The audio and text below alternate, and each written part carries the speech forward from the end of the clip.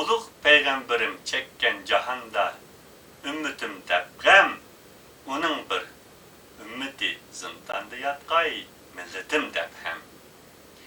Asaretning azobida yurak bag'ri to'lib qonga, yotarmunda shifo topmay qachon o'rlik olar deb ham.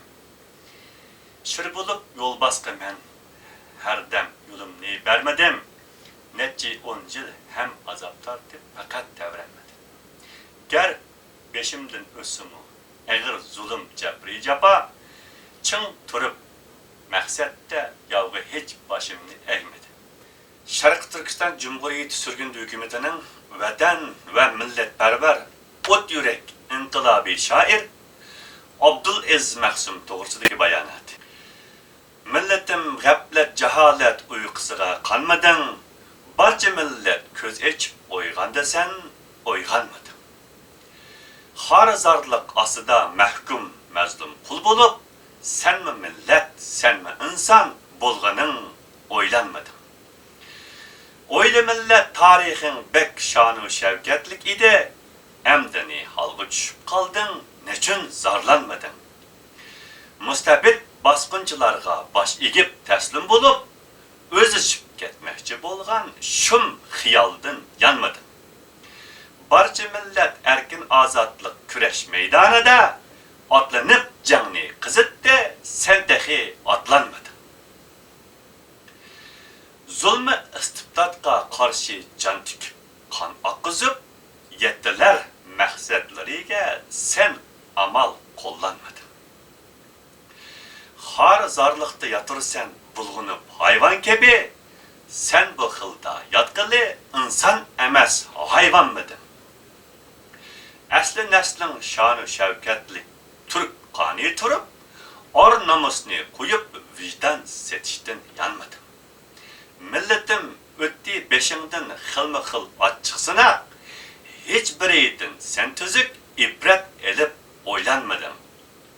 Kahraman ecdatlarının her qaysi erdi arsalan, erdiler sen başka nesli yabülek bir kanmadın. Milletim oygan közün aç, tur baş göter insan isen, yak sen insaniyetinin şanını koyganmadın. Arnamus Türk elige harizar mahkum yaşaş, ne üçündür milletim bu halga sen arlanmadın. Ey azizi, akla tarihini dünya aldı da, tur közün aç, nege gaflet uykusuga kanmadı. Abdülaziz Mahsum şiirlerdi. Selamu aleyküm ve rahmetullahi ve berekatuhu.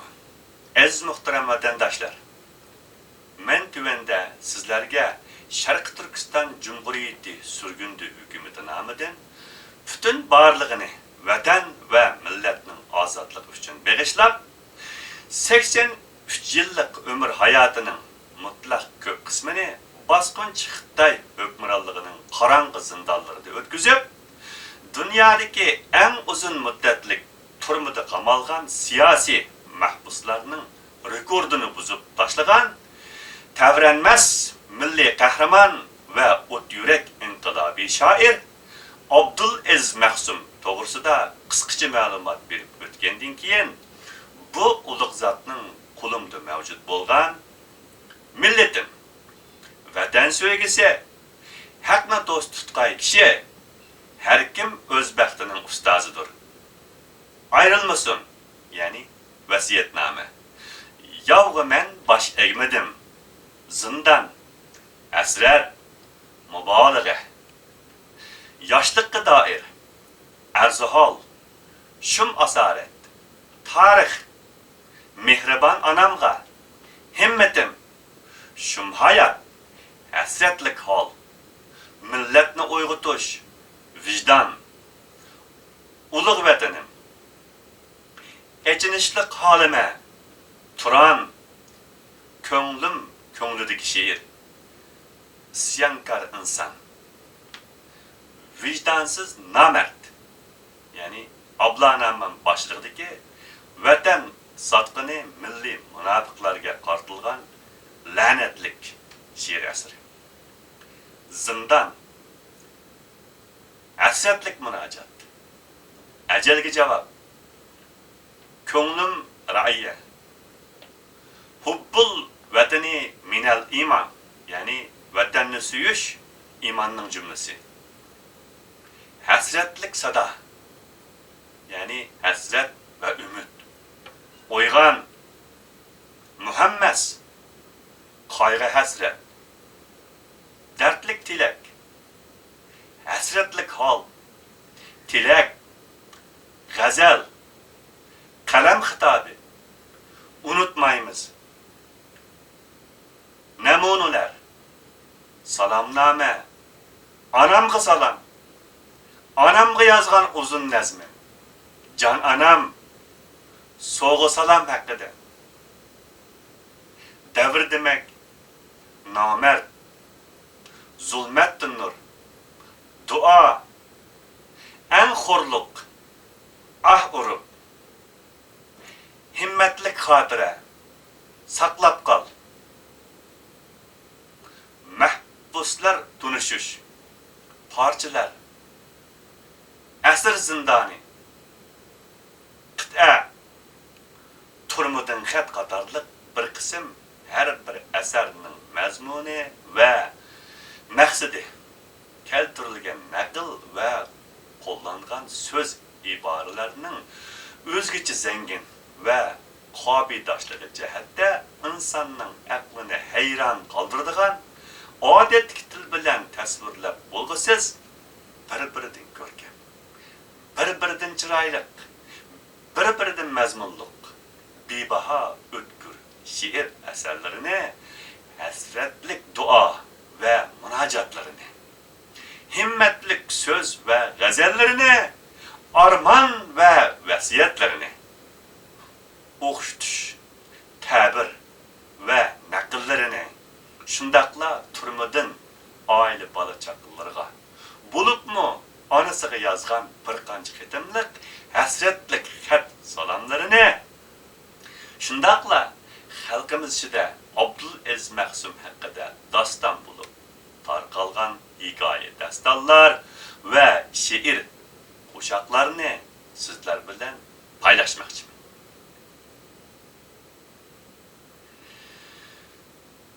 Yuqorida diqqatinglarga zodicha bir namuna sifatida sunilgandek o'zining yolqinliq inqilobiy she'r va g'azallari bilan bir ömür vatan ve milletinin kıymeti yığılap, qaqshab, mazlum xalqimizni bosqinchi Xitoy hukmronligiga qarshi kurashga yetaklab, kishilar qalbida Sharqiy Turkiston milliy ozodlik mujodalasining birdan bir o'lmas ulgusi degan sharafli nom bilan o'chmas tarixiy iz qoldirib ketgan shahid Abdulaziz Mahsum Tahallüsi Azize 1899 yılı Şarkı Türkistan'ın Ortiş yani Otiş şehri Meşhed rayoni Bağırıq kentinde Abdülkadir Damullam bin Abdülvaris Kaşgari Tahallüsi Gazi'nin ma'rifatlik ailesi de dünyaya geldi. Bu yerde şunu izohat berib o'tamizki, bundan burungi Abdulaziz Mahsum haqida e'lon qilingan maqola va bayonnomalarda Mahsumning tug'ilgan tarixi, uning umr hayoti to'g'risida mavjud bo'lgan ishonchli ma'lumotlarning yetarli bo'lmasligi sababidan 1894 yili deb xato yozilgan yoki e'lon qilingan bo'lib, bundan keyin o'qirmanlarning ve bu bayannamını anlayıcılarının Abdulaziz Mahsum ömür hayatı hakkında ushbu bayannamada izhor qilingan ma'lumotlarni asos qilishlarini so'raymiz. Mahsumning otasi Abdulqodir Damulla yurtimiz Sharqiy Turkistonda 19-asrning oxirida boshlanib, 20-asrning 30-yillariga kelganda Muhammed Ali To'xtaji yani Memtil Efendi tahallüsi Tevfik'nin baş başçılığında avjiga algan jedidchilik, yani yenilik yoki islohot harakatining sardori bo'lib, u yolg'izla Sharqiy Turkistonda emas, butun Turkiston olamida o'zining vatanparvarlik, millatparvarlik, taraqqiyotparvarlik, ma'rifatparvarlik va bo'libmi taqvolik jihatlardagi ulug' xislatlari bilan shundaqla yozuvchilik, natiqlik va shoirlik talantlari bilan xalq tarafidan so'yilgan ulug' inqilobiy ruhga ega diniy olim bo'lib, ilm ma'rifatni qurol qilgan asosda g'aflat jaholat ichidagi mahkum Sharqiy Turkiston xalqini bosqinchi Xitoy hukmronligiga qarshi kurashga chaqirgan gunohi uchun Hijriya 1343-yili Muharramning 14-kuni, ya'ni milodiy 1924-yili 8-oyning 15-kuni mustabid Xitoy tajovuzchilari bilan chet el muxolifatchilarining himoyasi ostidagi to'g'riliqni ko'rolmaydigan yerlik jaholat tarafdorlari, mutahassib milliy munofiqlarning sardori Hamrabayning 500 sar kumush tengiga setib olgan qiroliq qotil Ahmad Mazunning qora qo'li bilan 62 yoshida Qashqarda, ya'ni Qashqar shahar koni o'rdidagi o'zining xususiy kutubxonasida qatl qilingan bo'lib, yaqinda hukumatimiz tarafidan bu haqda har birlariga alohida ma'lumot berildi. İnşallah. Abdulaziz Mahsum ibtidoiy va to'liqsiz maktab bilimlarini mana bu ulug' ma'rifatparvar qahramon isyonkor otasi Abdulqodir Damullamning oila tarbiyasida mukammal egallab bo'lgandan keyin otasi Abdulqodir Damullam tarafidan Qashqarda ochilgan Matlaul Hidoyat, ya'ni Hidoyat buluqi ismli fanniy maktabda o'qib, uni a'lo natija bilan tamomlaydi. Uningdan keyin shu zamonlarda butun Turkiston olamida mashhur ilm markazlarining biri bo'lib hisoblanadigan Qashqar xonlik madrasasiga kirib, u yerda Qur'on, hadis, ilmiy tajvid, aqoid qatorliq islom bilimlarini mukammal o'rgangandan boshqa yana arab, fors, urdu va turk tillarini pishiq o'rganib, a'lo natija qozonadi.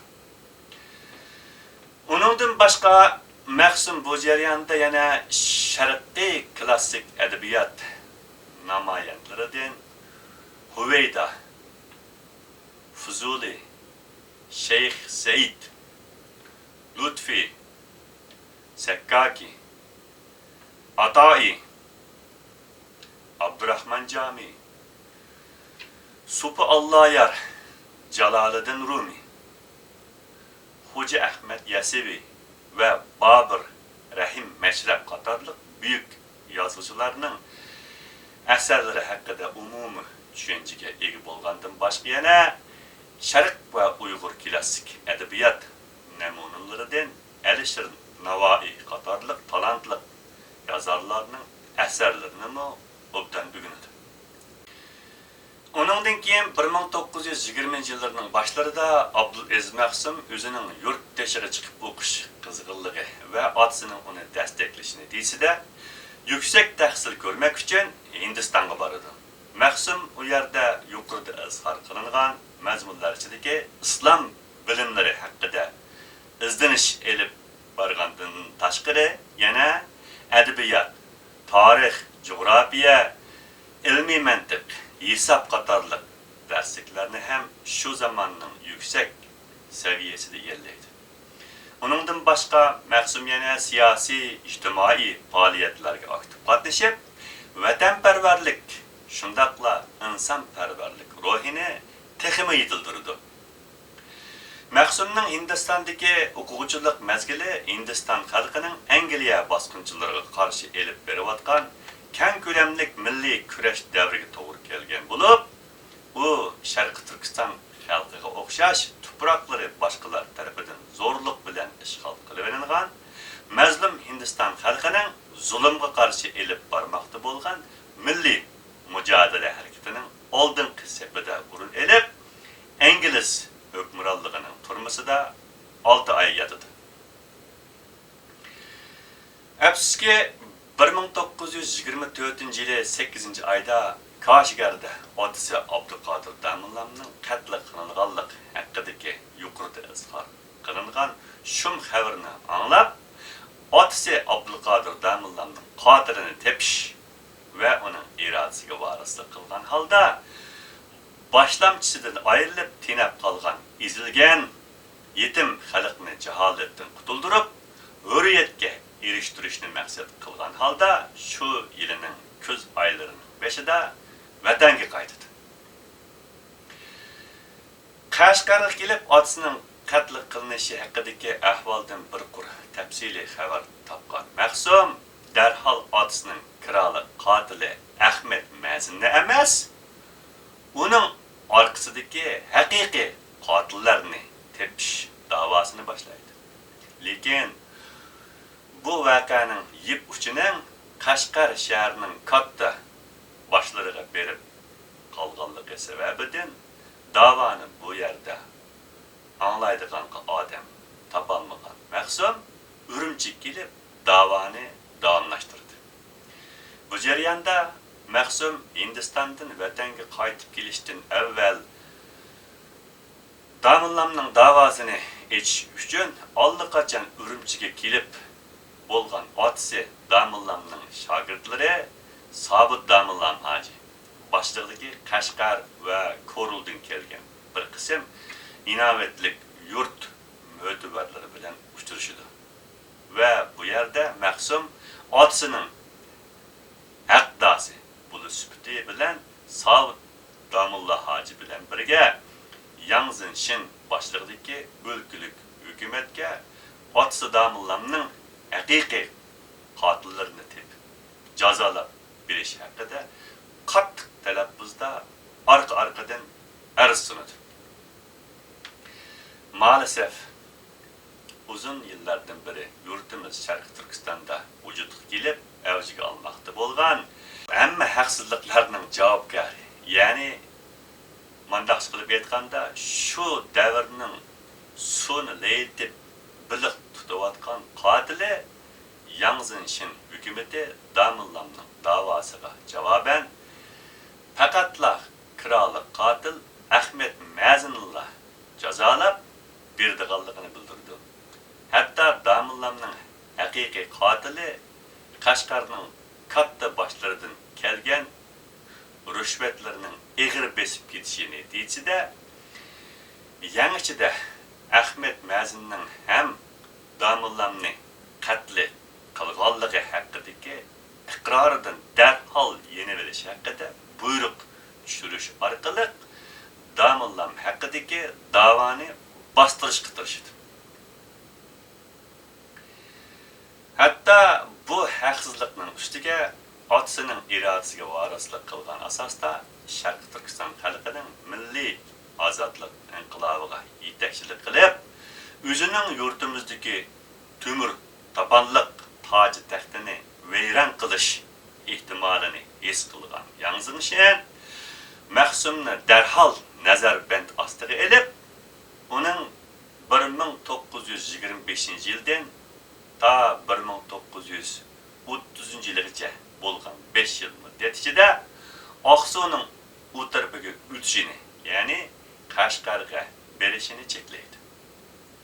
Shuningdan e'tiboran ta ki 1928-yili 7-oyning 7-kunidagi siyosiy o'zgarishda Yangzin Shin o'ltirilib, Chinshurun hukmronligi tiklanganga qadar Urumchida nazarband qilingan Abdulaziz Maqsum qo'lga kelgan fursatni g'animat bilib, darhol 29-yili Kuchar, Charchin, Chaqiliq qatorliq joylarga berib, u yerdagi xalqlarni milliy ozodlik kurashiga yetaklash faoliyatlari bilan mashg'ul bo'ldi. Uningdan boshqa yana Maqsum o'zi bilan birga Hindistondan elib kelgan Mahatma Gandhi qatorliq inqilobiy rahbarlarning milliy uyg'unish haqqi əsərlərini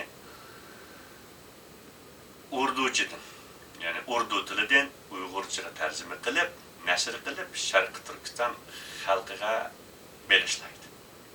1930 yılı 9 ayda Çərçendan Korluğa və andan Qori shahriga berib, u yerdagi xalq ommasining milliy qurtulush mücadelesiga boshlamchilik qildi.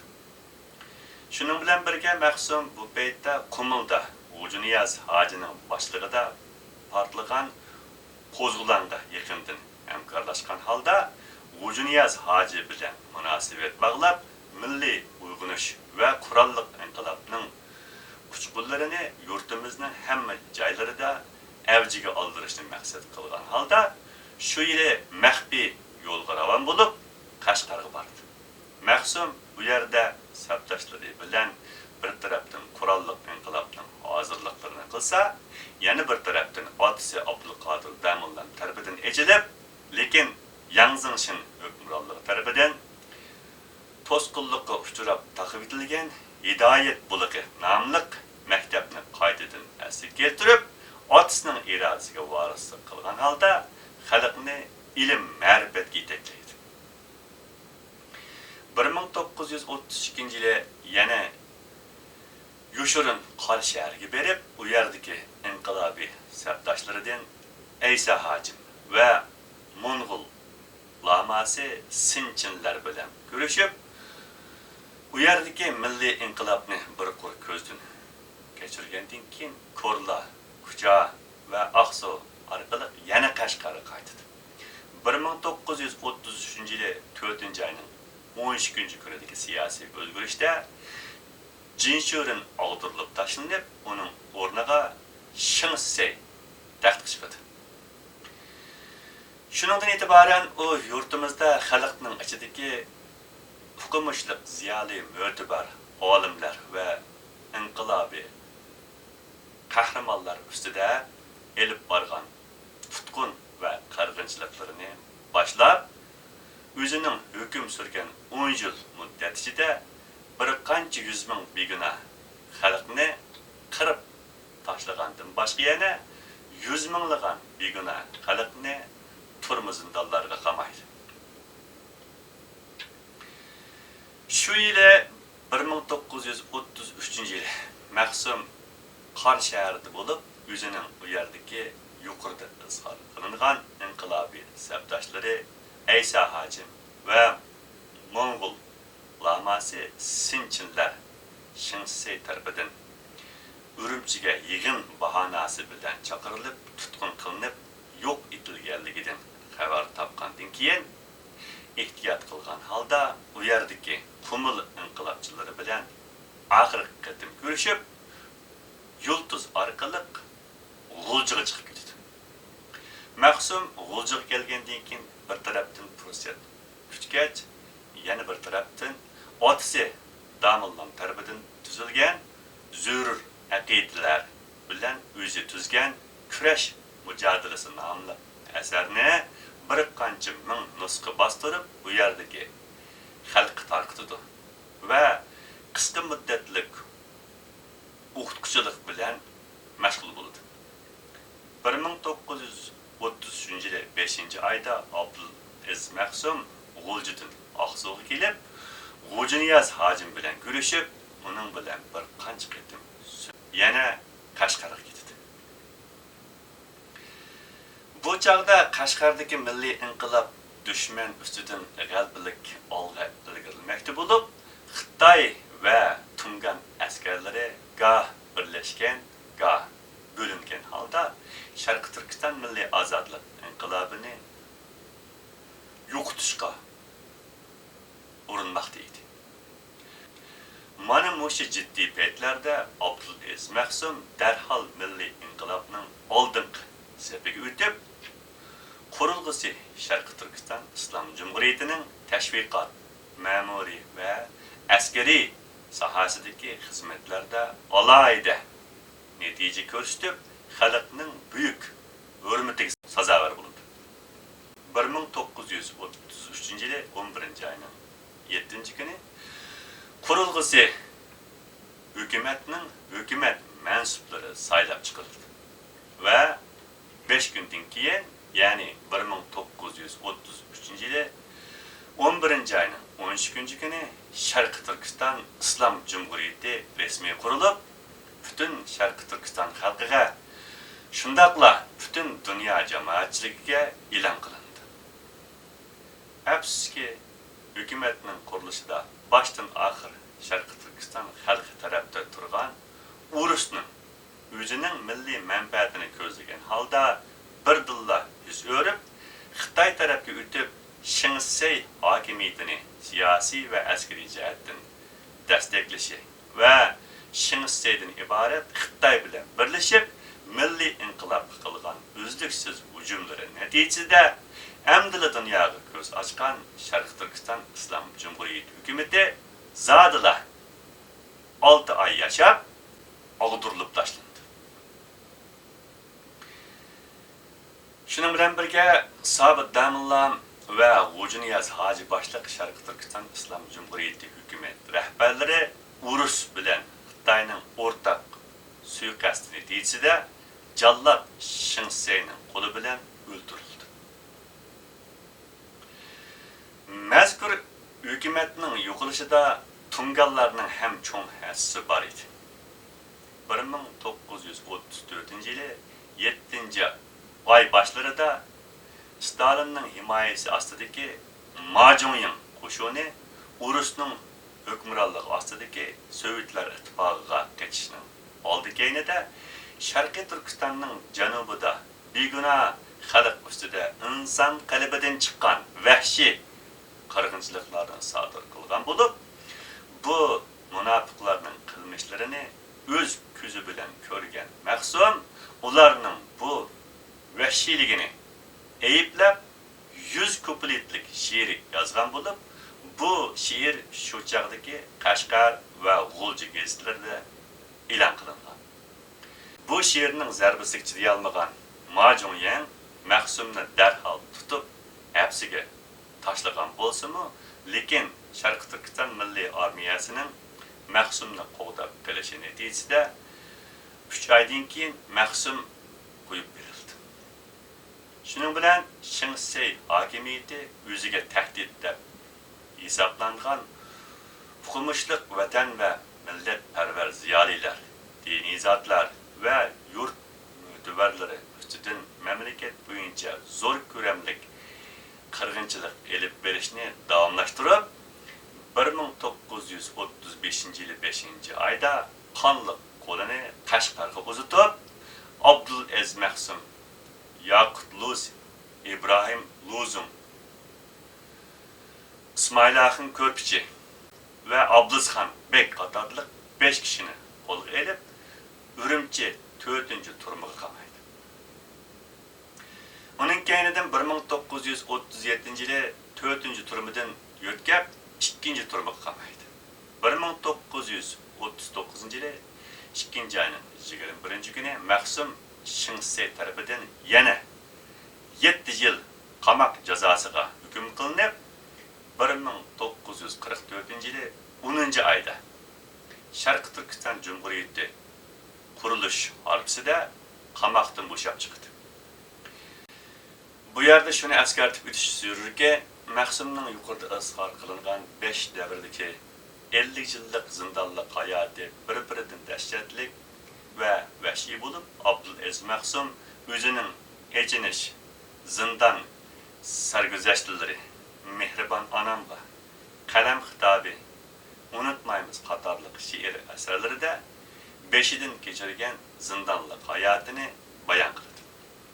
1944-yili 10-oyning 4-kuni Shinseyning o'rniga chiqqan Ujingshin hukumati G'uljida portlagan milliy inqilobni bostirish uchun Shinsey tarafidan qamalgan Abdulaziz Mahsum boshchiligidagi 134 nafar vatan va millatparvar siyosiy mahbuslarni qamoqdan bo'shatgan bo'lib, ularning dastigi bilan G'ulji inqilobini bostirmoqchi bo'lganda Abdulaziz Mahsum uning bu o'zining yig'i bilan o'zining go'shini qo'rishdan iborat suiqasdlik o'yiniga kaskinlik bilan qarshi chiqib, Kuomintang hükümetinin ağzını tıvaqlaydı.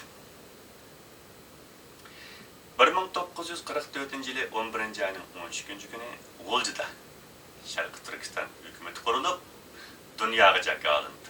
Lekin bir yıldan beri Abdulaziz Mahsumning Kuomintang hükümetiga baştan ahir qarshi chiqib kelayotganligidan qattiq rahatsız bo'lib kelayotgan Xitoylar Mahsumning beshiga balo bo'lganligini his qilgan holda uni 1945 yılı 4. ayda tutup qamoqqa qildi.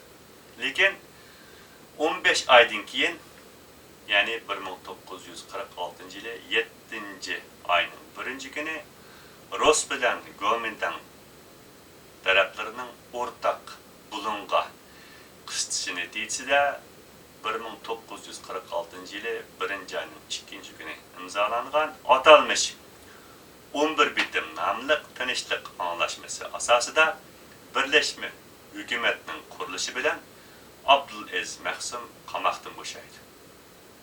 Hatta Mahsum bu ketim turmudan chiqqandan keyin o'zini qarshi olg'uchi xalq ommasi oldida qudrat milliy hukumat va milliy armiyaning bo'lganligidandir.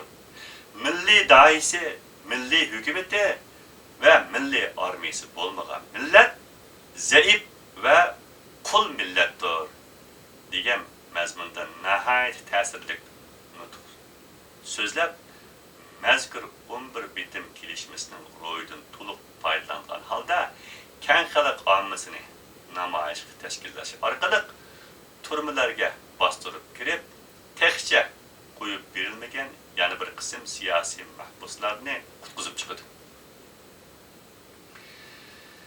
2 aydan keyin, yani 1946 yılı 9. ayda Şarkı Türkistan hükümetinin teşebbüskarlığı bilen atalmış Birleşme Hükümet namıdan Aksu vilayetiga vali bulup tayinlandi.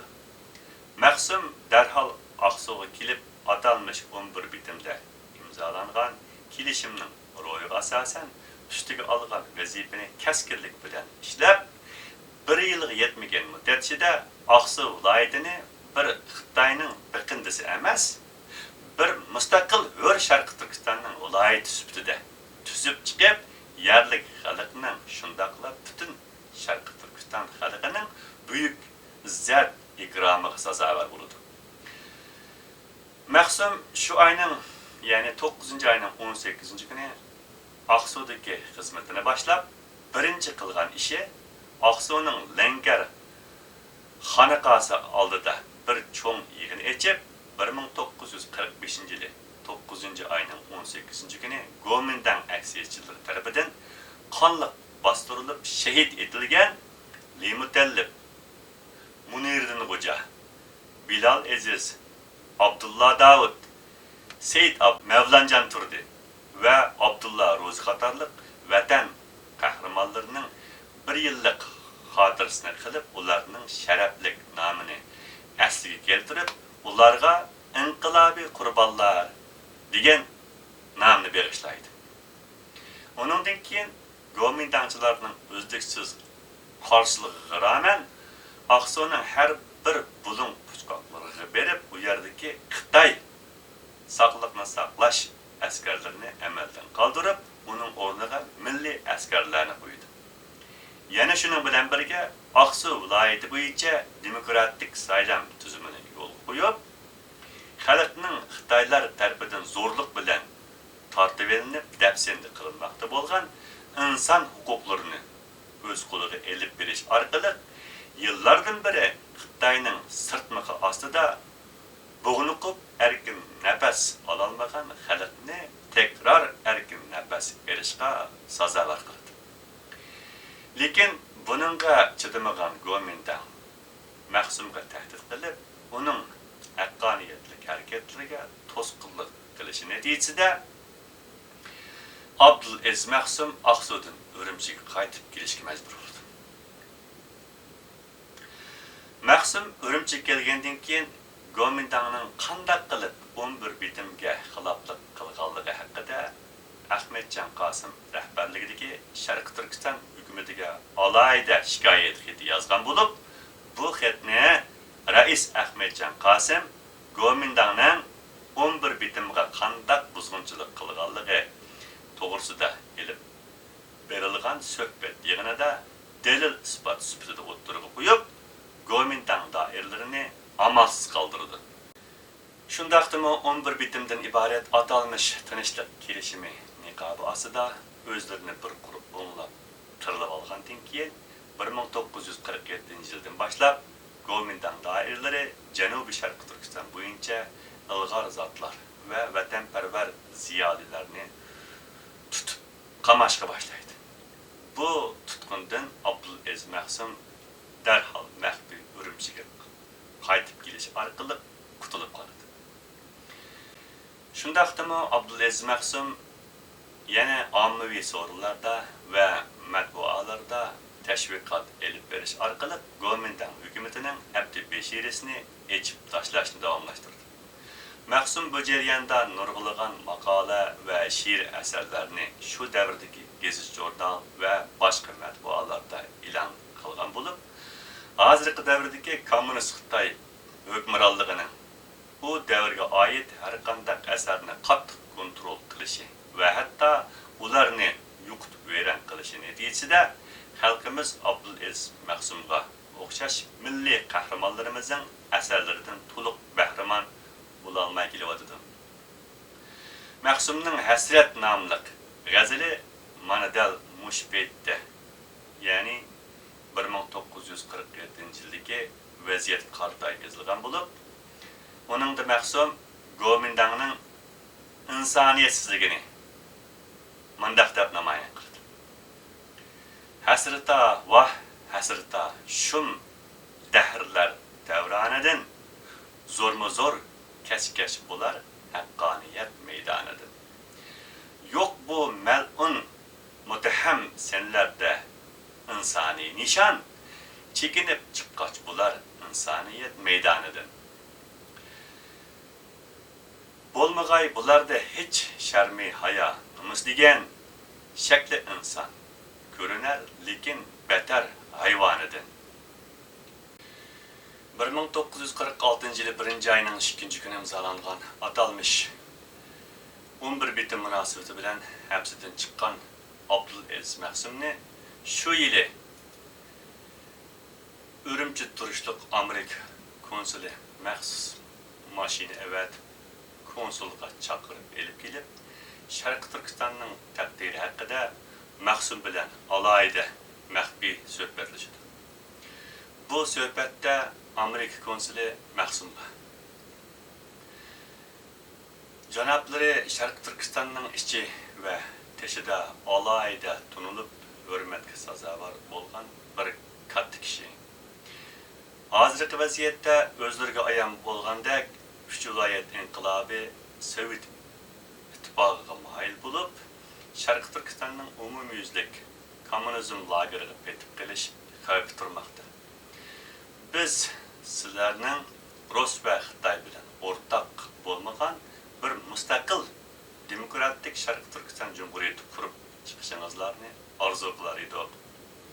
Shunglashqa agar Amerika hukumati Sharq Turkistonning milliy inqilobini moddiy va ma'naviy jihatdan desteklagan holda janoblarini, ya'ni Abdulaziz Mahsumni Xitoy va Urusga qarshi ko'tarib chiqqan taqdirda buni janoblarning qabul qilib qilmaydiganligini bilish uchun o'zlarini huzurimizga chaqirib elib keldi deydi. Mahsum konsulning bu savoliga nayati yaxshi bir plan. Mahsum konsulning bu savoliga nayati yaxshi bir plan. Andaqda oldi bilan sizlar qurol yaraq va bir qism maslahatchi askariy mutaxassislarni kirgizinglar. Da ondan keyin ularni ko'rib o'tirg'i chiqar.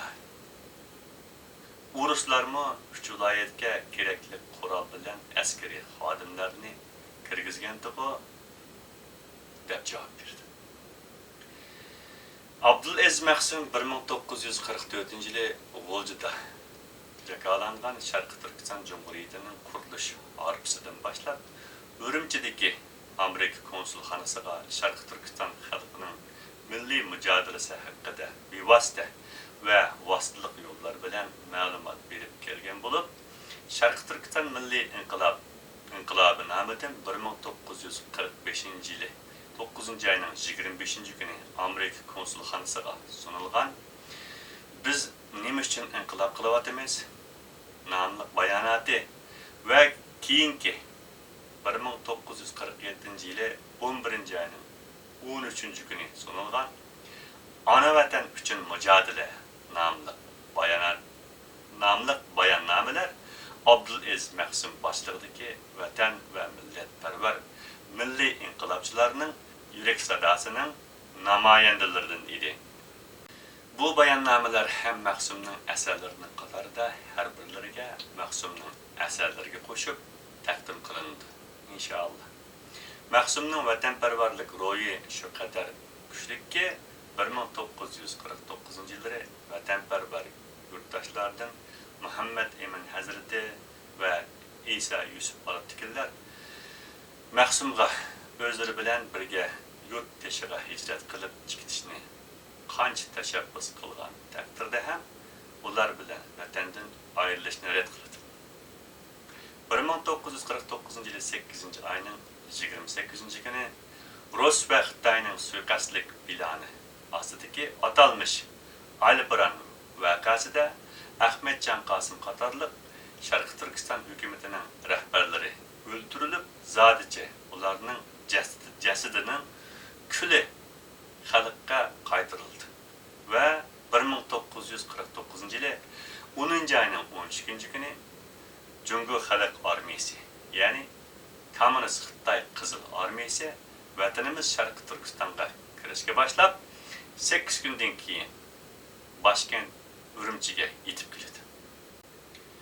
1951-yili yurtimiz Sharqi Turkistondan Abdulaziz Mahsum boshlig'ida tashkillangan bir o'mak Pekinda bir qism yuqori darajali Xitoy hukumat arboblari bilan ko'rishganda Mahsum o'zining Gongchandan, ya'ni Kommunist Xitoy hokimiyatini o'z ichiga olgan Xitoy bosqinchilariga bo'lgan noroziligini mayli Gomindan yoki Gongchandan ismining nima bo'lishidan qat'iy nazar mohiyatda hammanglar faqatla rang jihatlar bir-biringlardan farqlanadigan g'oljir itdan iborat mazmunidagi ko'z qarashini dodillik bilan izhor qilishi bilan isyonkor inson deb qaralib Gongchandanning yo'qotish ob'ektiga aylandi.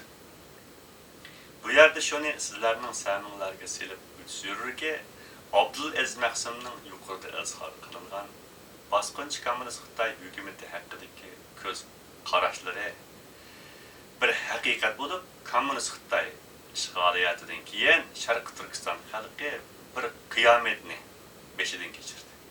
Masalan, Mao'ning rahbarligida yurtimizda elib berilgan yer islohoti, pumuchik zumigarlarga zarb berish harakati, kamana, ya'ni umumchilik, barcha gullar tang echilib bas-bas sayrash, ya'ni istil tuzitish harakati, kuchga, ya'ni yerlik millatchi, o'ngchi va aksir inqilobchi unsurlarga qarshi turish harakati va madaniyat inqilobi qatorliq vahshiylikda inson qalbidan chiqqan zo'rliq siyosatlari natijasida milyonlarcha begunoh mazlum Sharqi Turkiston xalqi hayotlaridan ayrildi. Yüz minglarcha xalq muddatsiz qamoqlarga hukm qilinib, hayotlarini Xitoyning turma va Laogay nongchanglarida o'tkazdi va yüz minglarcha xalq hijrat qilib yurtlarini tark etdi. Mao'ning davridan keyin vujudga kelgan atalmish ishni echib etishdan iborat iqtisodiy islohot davri zodicha Xitoyning o'zining davlatining milliy manfaatini chiqish qilgan holda vujudga kelgan islohot harakati bo'lib, buning Sharqi Turkiston xalqiga qilch foydasi tekkan yeri yo'q.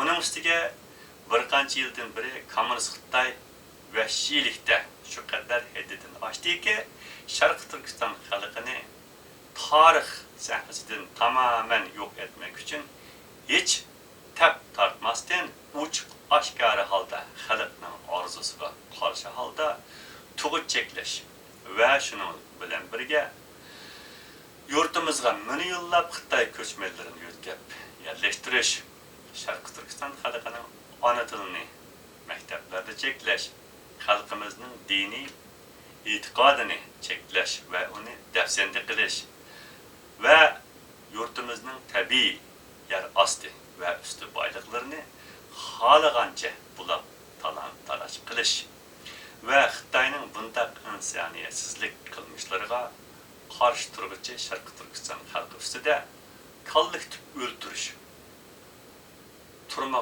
qamoqlarga tashlash, shundaqla ishsiz och yalang'och qo'yib ta'tir qiynash orqali tug'ilganiga pushmon qildirdigan jazolarni qo'llanib kelmaydi.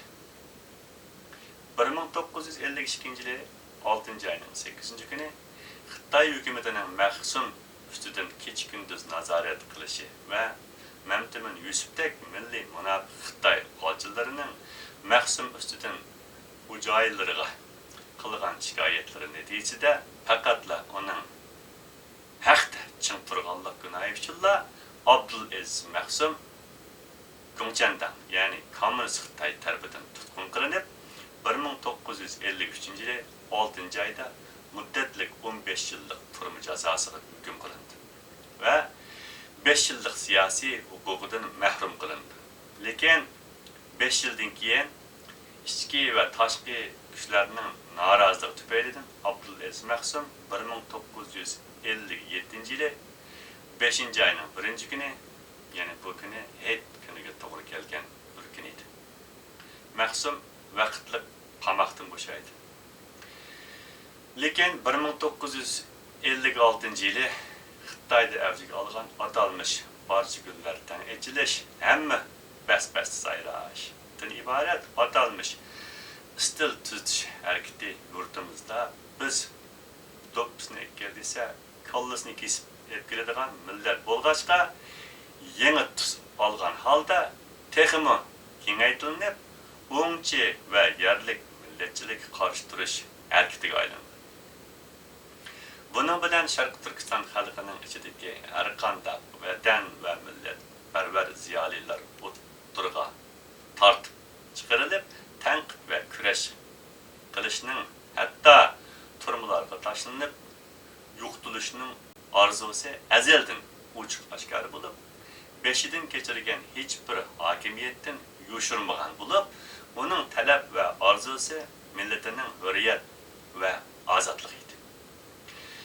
Şunun için o 50 yıllık hayatını Şərq Türkistan'da hüküm sürgen 5 devirinin zulmetlik zindallarında haqni sözleş ve adaletini yakınlaş bilen ötken idi. Aslında Abdulaziz Mahsum hapsidan çıqqandan keyin şu kunlarda onundan ahvol so'rash uchun kelganlar bilan ko'rishish, 5 vaqt namozini o'tash, shaxmat o'ynash ve Ablıbet Ruzi qatarlıq bir qism yazıcılarının tələbiga binaən Ətəbə, Tuli, Hikoya qatarlıq bir neçə qədimki klassik əsərlərinin hazırki zaman Uyğur ədəbi til tərcüməsini işləməkdə olub, yuqorida izhar qilingan vatan xoinlərinin onun üstüdən Xitoylarga qilgan shikoyatlari tufaylidan 1958 yili 1 ayning 4 kuni tartib jamoat xavfsizlik nazorati Abdulaziz Mahsumni nazorat qilishga ve pat-pat Gaye Mahsumning uyiga kelib, Gaye uni chaqirib olib suhbatlashib, so'roq tortishga boshlaydi. Ve bu tariqadagi suhbat ve so'roqlarning qatim soni 20 dan oshdi. Eng oxirida yana heliqi Memtimin Yusufdek milliy munofiqlarning Mahsumga qilgan suiqastlari natijasida Xitoy jamoat xavfsizlik nazorati 1958 yili 2 ayning 16 kuni, yani yakshanba, kunduz soat 11 da Mahsumning 4 saat aktırış arkalık Mahsumni onun barlık kol yazma eserleri, köplegen bebaha nadir kitapları, 2 kol yazma Kur'an ve onun hatırlardaki barlık şiir eserleri bilen birge kolga elip Tırgav turmusiga qamaydi. Bunun bilen gerçi yuqorida izhor qilingan Memtimin Xalqtaji, Havzullayov, Memtimin Iminov ve Memtimin Yusufdek Qorchaq hükümet mensuplari bir mezgil xotirjam bo'lgan bo'lsa-mu, biroq Memtimin Iminovning 1970-yillari Urumchida 29 Uyg'ur mahbuslariga o'lim jazosi berilgan kunda turmadan jasadi chiqadi. 1958-yili 7-ayning 27 kuni ilgirki vaqtliq bo'shanganlik to'g'risidagi hukmni amaldan qoldirib, avvalgi 15 yillik qamoq jazosini kuchga ega qilib, Abdulaziz Mahsumni yana hapsiga elib qamaydi. 1967-yili yozda garchi 15 yillik qamoq jazosi to'shqan taqdirda ham yanada Mahsumni qo'yib bermasdan 5 yillik siyosiy huquqidan mahrum qilib, oilasi bilan nazorat ostida zodi 4 soat ko'chtirgandan keyin Tarim jazo lageriga yetkazib ketdi. Tarim jazo lageri Shoyarning janubidagi Taklamakan cho'lining ichiga joylashgan bo'lib, Shoyar nahiyasidan 70 kilometr keldi. Tarim jazo lagerida 1967-yili 25 ming mahbus bo'lib, buning 17 mingi 1957-yildagi atalmış yerlik milletçilik qarshi istil tutish hareketida qamalgan Uyg'ur ziyolilari ve jamiyat mo'tabarlaridan iborat edi. Bu faqatla Tarim jazo lageridagi ahvoldir. Tarim jazo lageri şu zamanlarda Bintüven qurolli qismlarining boshqarishida bo'lib, Mahsumni aksiyach she'r yozdi deb qarlab, o'lim jazosiga hukm qilib, Aqsu viloyatlik sudga yo'llaydi. Aqsu viloyatlik sud mahkamasi haddidan oshgan bu hukmni yengillatib, 12 yillik qamoq jazosiga hukm qildi. 1979-yili 1-oyda 3 oygacha kasallik munosabati bilan mazkur jazo lageri doktorxonasida davolandi.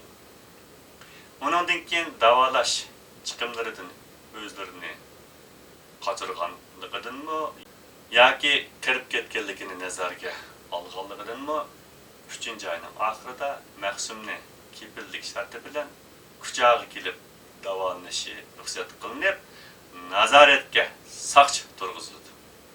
Bu chaqda Mahsum 80 yosh bo'lib, u shu yili 5-oyda Kuchardan Qashqarga bordi va Qashqar xalqining izzat, hurmat va qizg'in kutib olishiga sazogar bo'ldi. 1979-yili 8-oyda Urumchiga qaytib, oila bola chaqalari va yurt jamoatlari bilan didor ko'rishdi. Va bir qancha oygacha Mahsumdan hol so'rash uchun kelgan ziyoratchilarning oyi uzilmaydi.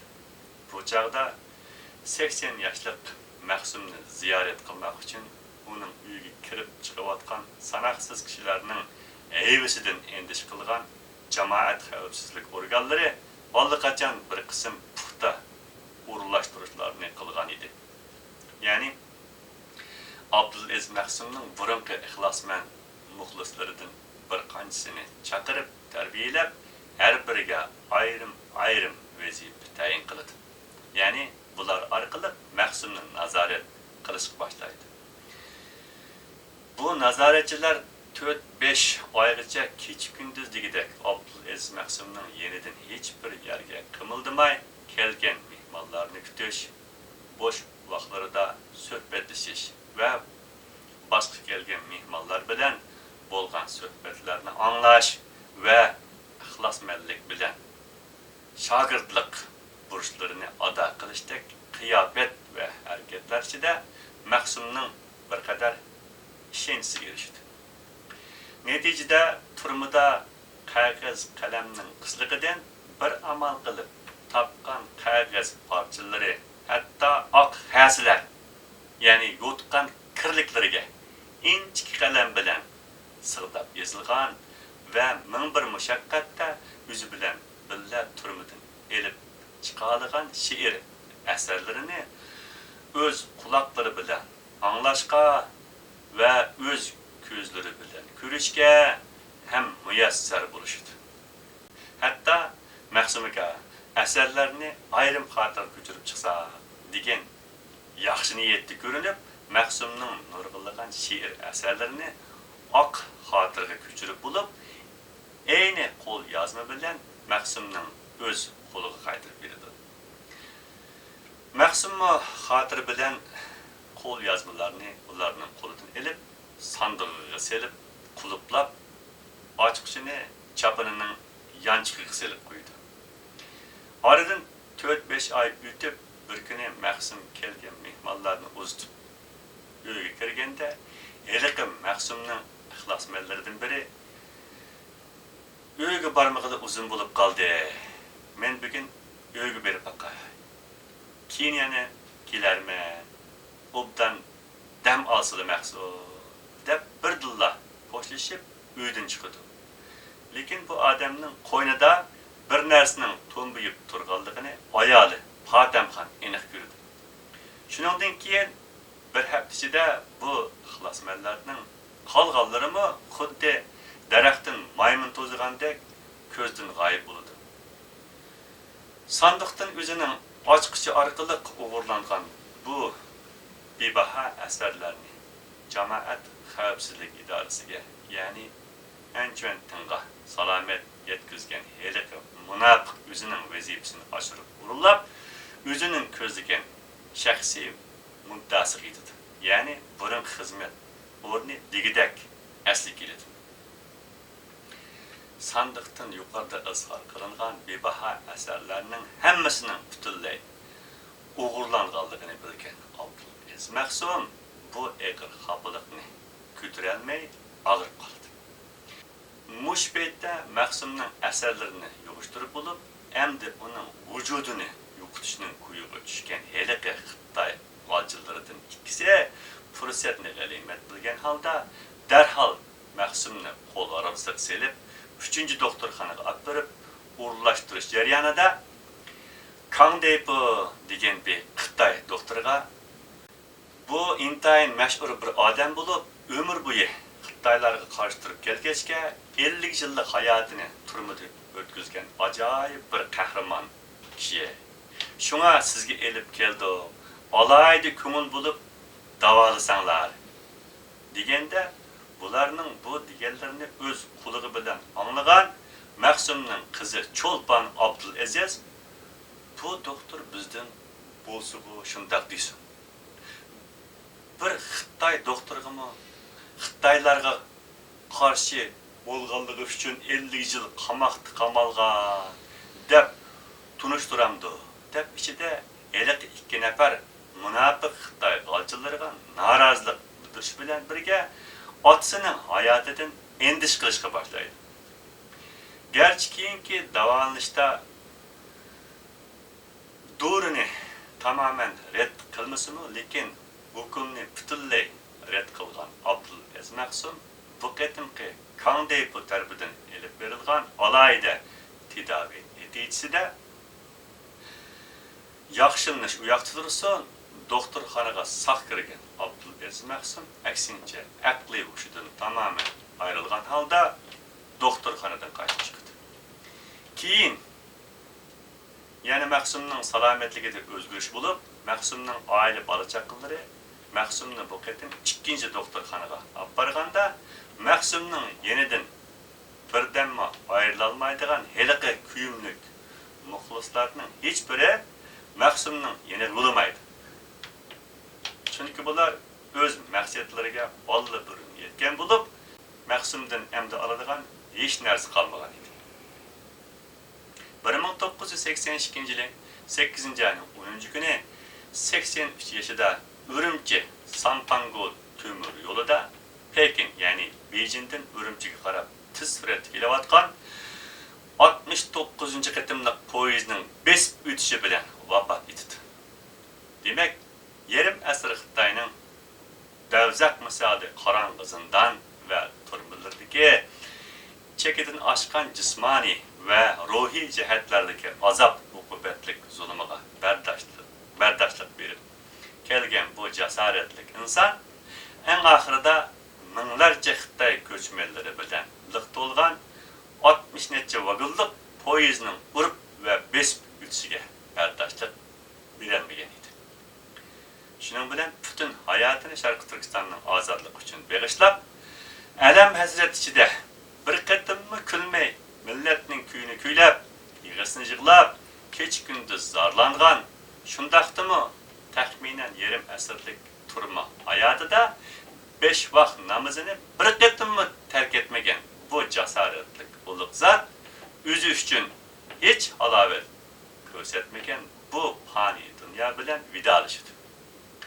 Maqsumning poyezdning besib o'tishi bilan parchalangan jasadi mazkur temir yo'l idorasi tarafidan doktorga olib berib qaytadan asliga keltirilgandan keyin ondan oilasiga topshirildi.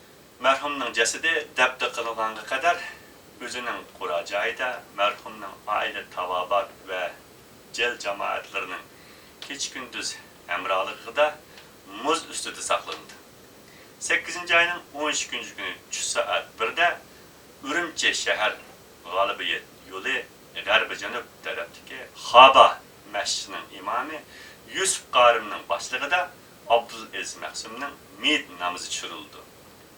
Maqsumning meyit namoziga yiroq yaqindan bo'lib, cho'ng kichik ayol, boy gadoy, olim ulamolar, faylasup, hekimlar, yozuvchi shoirlar, hunarvan kasblar, o'quvchilar, ustoz taliblar, savdogar va o'pigarlar qatorliq har xil sohadan tashkil topgan, tarixda hech misli ko'rilmagan minglarcha inson ishtirok qilgan bo'lib, ular qalu inna lillahi va inna ilayhi rajiun va Allahu akbar degandek ulug' duoyi takbirlarchida Maqsumning janozasini uydan masjid va masjiddan Gulsoy qabristonligidan iborat yangi shehidlik qabristonligigacha murillarga qo'ymasdan boshlaridan egiz qilib bas-basdan navbatlashib ko'tirib mangan bo'lib,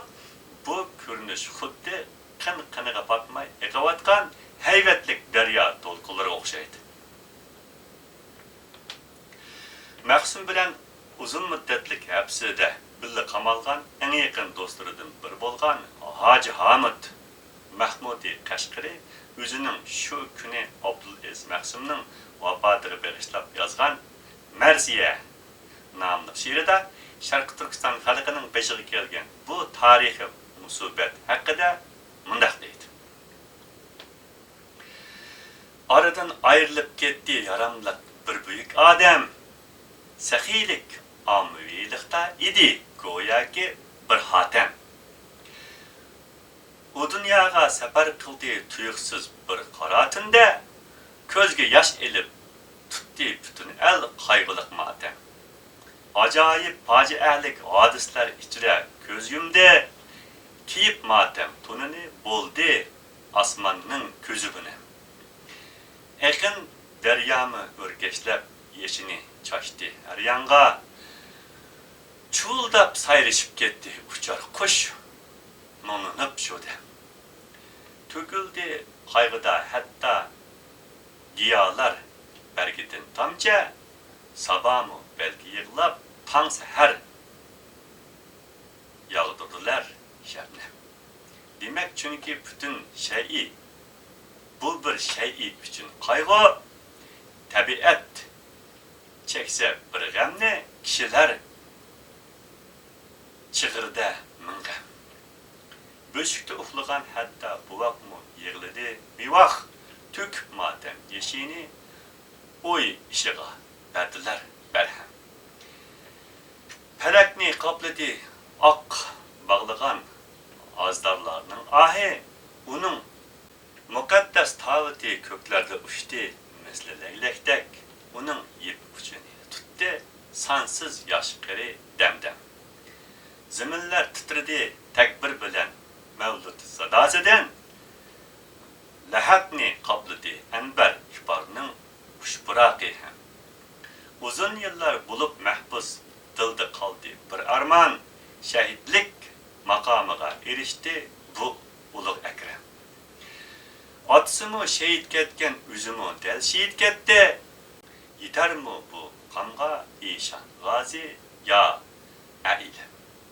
İdi onun atısı marifetperver büyük alim. İdi belki anısı misli goya cenneti Meryem. İdi Mahsum mu çoğun alim ve çoğun tarihşünas şair idi kütkelleri anın zimistansız bahar görken. Anınki köngli bir derya veya belki bir deniz erdi süzülgey doğru gevherler trenlep tektige çöksem akatti Havzi kevserler onun erik ravanıda akıl idrak bulağıdın çıkıp fontan kebi zemzem. Bütün baskan izida boldu o çonkur vatanperver. İdiği közlegen anın aram bağı acep görkem. Xiyal deryasıda o ken üzüp yürgen lehan bolsa vatan millet gemi belki bulattı künde mınvak yem. Tefekkür kuşları kılganda seyri kengri alemne yürek bulbulları sayraydı günü tün almaydı. Oyun külki tamaşadın haman hali bulup deydi pelekke yanırgay görlük yetkendi minik külkem.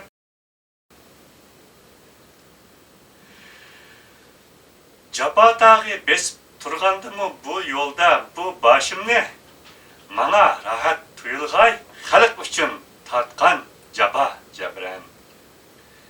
Pakar bolgandı mı cismim lekin ruhim bulup üstün rakipler aldıda kökrek kirip turgan menin geldi. Tilimni hiç kısıp turgan birer noksan günahim yok. Şuna hakni adaletni kılarmen her kaçan ölçem. Garip mahpus bulup yatkandı yalgız turpasından da keç gündüz mana boldu kalemim en yakın mahrem. Kek işkimni zalim gündüpaylar tossumu hatta yezi verdim sen kılmay yav kançılık bozumu öktem. İçip geldim uzun yıl sabrının darısıyım daim muradım bolgaça hasıl davamlaşkay menin sabrem. Uzarsa turmu zindan muddutumu kançılık hatta çürmez mertebemni belki özgey menin dercem. Tileymen yardemni nestein debbirle hudadillah aşar təb'i əməlgə aqibət qılğan qəsəm əhdə. Çokunmayman lekin bendi turib men bendiga mutlaq bulur ki nabudi debbirla Allahqa ruku sejdem. Mubada mensuri hellacedek dar aldıdı tursam tilim sözler minel haq deb lekin bulmaz fakat özrem. Eğer ölsem mu merdan gidermen o şehidane bulattım del şu çak razi tuye dep ötse mezre yetelmey közlegen maksatga uzat gitip zep dağda lekin o deydiği ölsem mi ölmeydi mine gaye tenim yerde kalıp ruhim çıkıp ketkendim o erşige İlimnin başıga gerçe çüskün çüşkey minin sayem. Zimistanның baharı leyinin mu bir naharı var kilur ki sabr kılsak Ramazan'dan sonra heyt ayem. Ümit tulparıdın düşmey tapur men taxtı baxtimni bulur u çağda altın dur yakıttın minin payem. Nis bolmay u küllerini müyesser bolmasam gerçe görer o küllerini ahir minin nevrem veya çevrem. Bugün Yazsamı men barlıq yürek mung zarımны məxbi, kırıngay akıbet ilan meninki bu bayannamem. Demek şu vakka yetkende yetip kadrimge çoңqırlap, tolurğu hoş purak gıllalilerge harazar qabrem. Aşındak gaye meslekli kişiler ülgüsiydin. O idi mevka ve meydani pulak taqdimimizdek. Onun baskan izi herca quyoşdek yaltırap turgay, bulur men elgi çoң asi haqiqatni yetip kömsem.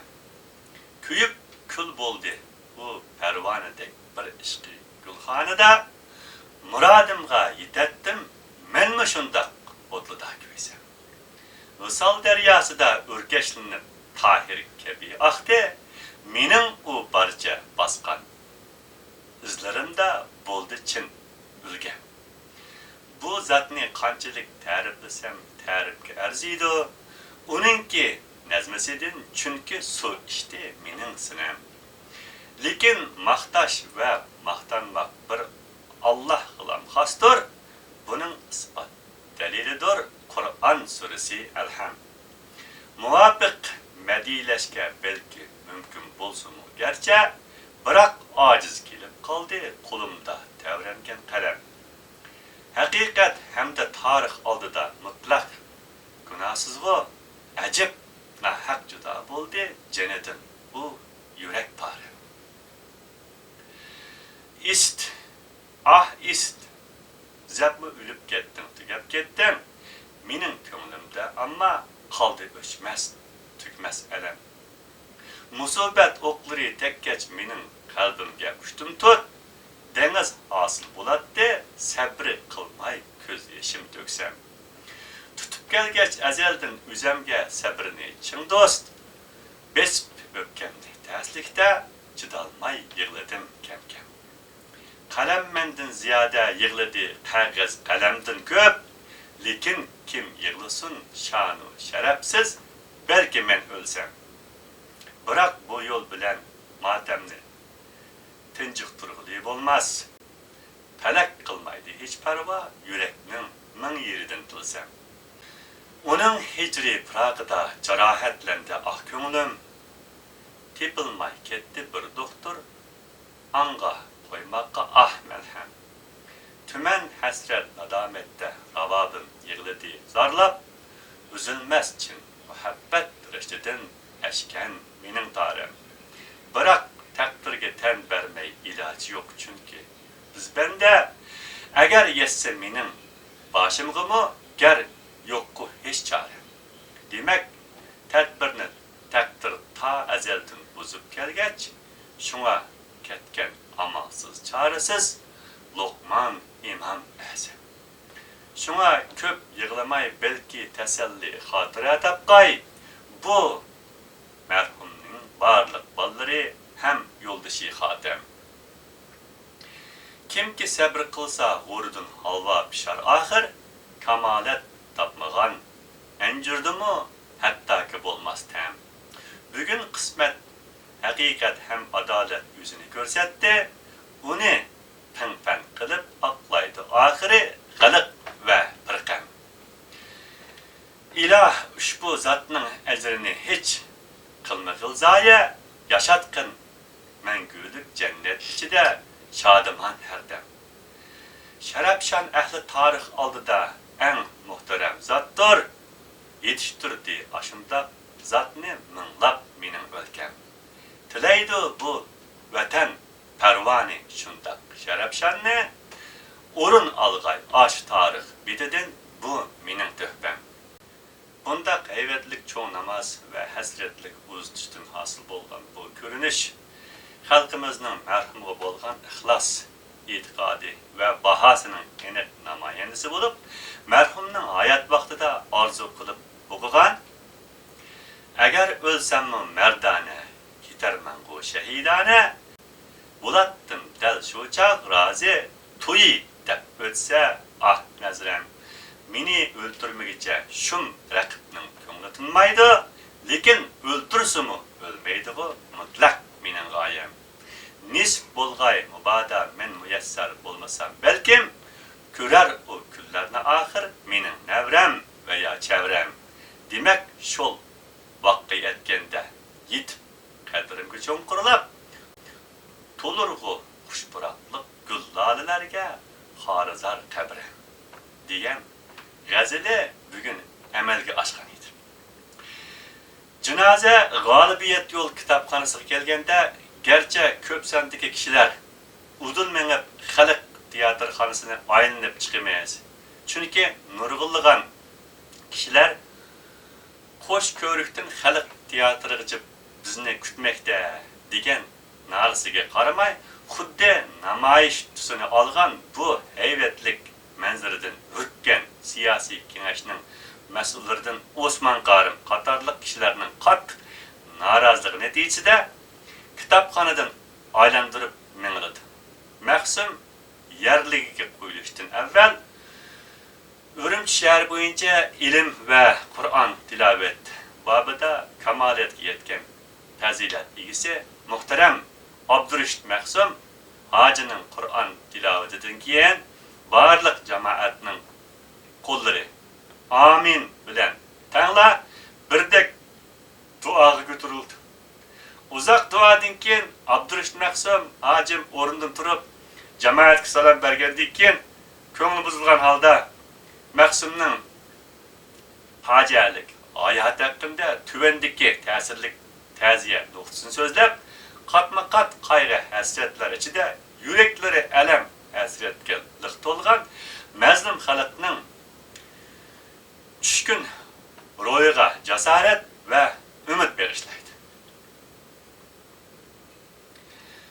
Osman Karim nutqida mundaq deydi: Muhtaram ahli jamoat, biz bugun bekmi qayg'iliq ko'nglimiz va g'amkin hissiyatimiz bilan vatanimizda hatto dunyo miqyosidami kamdan kam tepiladigan ajoyib bir zoti muborakni bu olamga uzatib turyapmiz. Bu zot yolg'izla bu yerda o'tirgan uchunlar emas, balki butkul yurtimizga turishlik bo'lgan ko'zga ko'ringan jamoat arbobiga, shuningdek ulug' bir tarixiy shaxsiyga aylangan ajoyib kishi ediki, u bir yetilgan siyosiy arbob bo'lib qolmasdan yana mutafakkir, faylasuf, vatanparvar va yarqin xalqparvar hisoblanadigan yetuk olim edi. Shundaqla tarix ham shariat babidami kamolatga yetgan bir istidodli shoir edi. Mana mushundaq bir namdar inson o'zining haqliq bo'lgan eng tuvan talablariga shundaqla uzun yillik maqsad nishonlariga yetolmasdan, hatto hayotining eng oxirida urug' tuqqanlari bilanmi vidolasholmasdan intayin fojialik bilan aramizdan mangulik ketib qoldi. Bundaq bir kishining ketib qolishi bizga o'xshash bir miskin millat uchun nihoyat cho'ng bir yo'qotish desak, hargizmi mubolag'a qilgan bo'lmaydi. Bu xil yo'qotishning eg'irligini yolg'izla bugungilarla his qilib qolmasdan, hatto keyingilarmi texmi cho'nqur his qilg'isidir. Bu kishining qadr-qimmatini har bir vijdon egasi bo'lgan odam bargan siri tushunib yetkisidir.